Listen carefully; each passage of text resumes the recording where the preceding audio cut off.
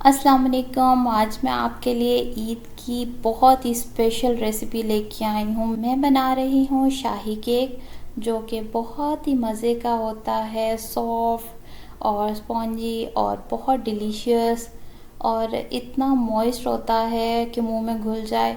बहुत ही मज़े की रेसिपी है, ईद पे ज़रूर ट्राई कीजिएगा। सब इंशाल्लाह बहुत पसंद करेंगे। तो चलें बनाना शुरू करते हैं। मैंने यहाँ पे 3 अदद अंडे लिए हैं।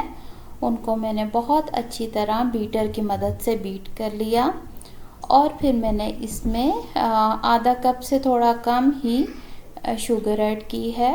आप ज़्यादा मत डालिए क्योंकि इस केक में आखिर में मिठाई जाएगी तो वो फिर ज़्यादा मीठा हो जाएगा। तो आप आधा कप से कम ही रखिए चीनी, तो इसमें बहुत मुनासिब रहेगी। फिर इसमें मैंने डाला 1 टीस्पून वनीला एसेंस और साथ ही मैंने इसमें डाल दिया 3/4 टीस्पून बेकिंग पाउडर और साथ इसमें चला जाएगा 1/4 कप कुकिंग ऑयल, कोई सा भी आप ले सकते हैं। और फिर इन सब चीज़ों को बीट कर लें।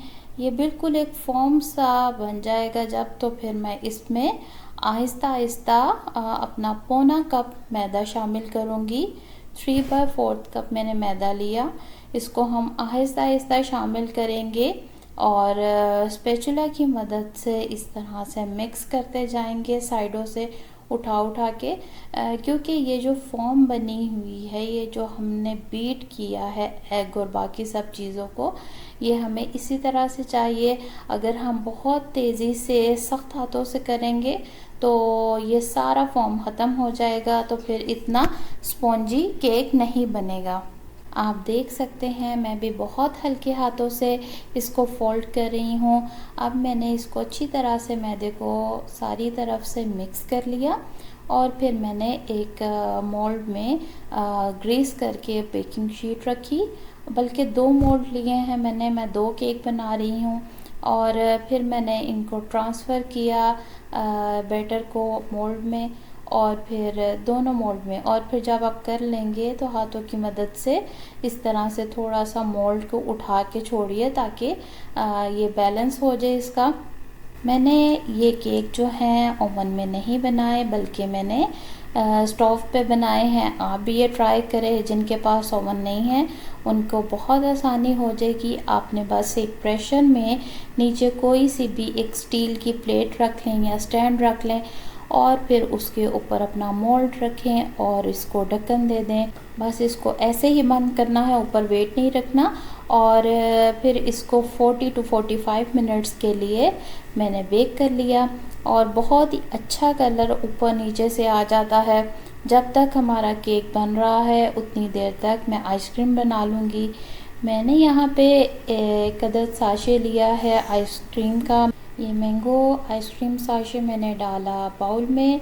इसके साथ ही मैंने इसमें 1 कप दूध बहुत ज़्यादा ठंडा कर लिया था, बिल्कुल चिल होना चाहिए, और वो डाला। और हाफ़ कप पानी, वो भी बहुत चिल है, वो भी मैंने डाल दिया और फिर इसको मैंने बीटर की मदद से बीट कर लिया।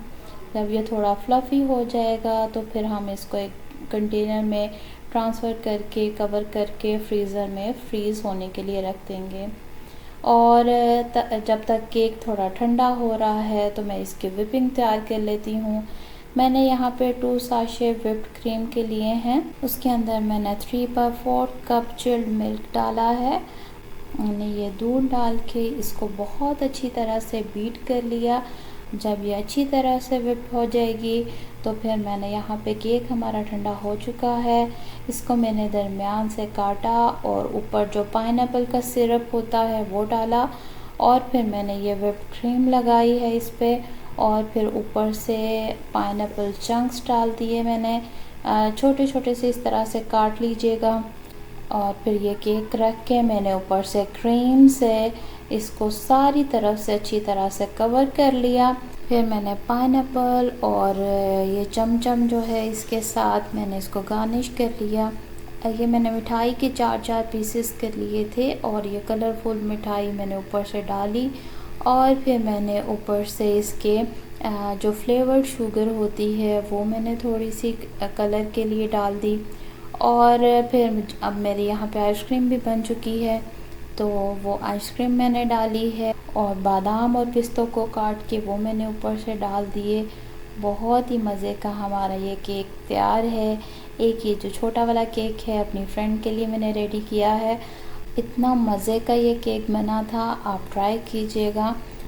बल्कि जो खाएगा ना वो फरमाइश करके दोबारा भी बनवाएगा इंशाल्लाह। उम्मीद है आपको ये आज की यमी सी रेसिपी बहुत अच्छी लगी होगी। अगली वीडियो तक के लिए अल्लाह हाफ़िज़।